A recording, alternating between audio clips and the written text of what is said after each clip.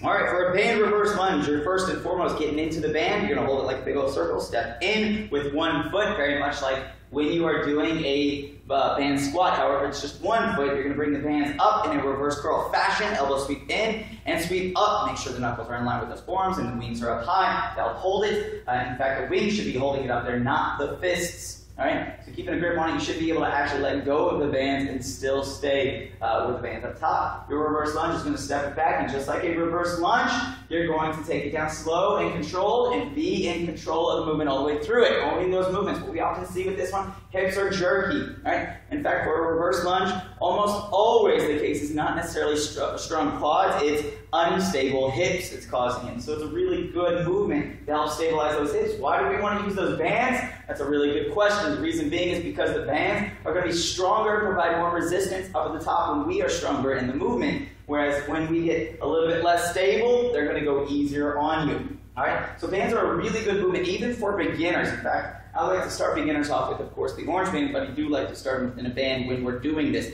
to help control those hips. That being said, people who have just been starting in the last week, 2 weeks, maybe 3 weeks, depending upon the stability of the hips, may not be doing a band reverse lunge at all. A progression would be a curtsy.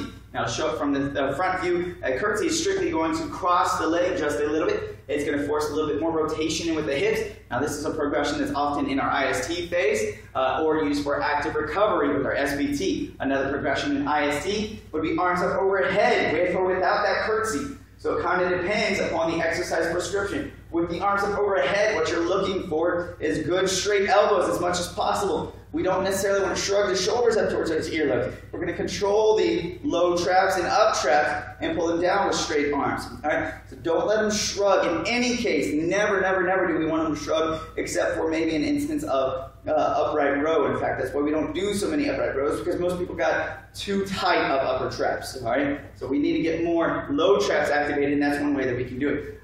For faster movements, for Tabatas, our progressions are oftentimes just either jumping, where it's boom, powering through that front leg, or just a Bulgarian split squat, keeping it up and down, because you can't do a whole lot of alternating within the band.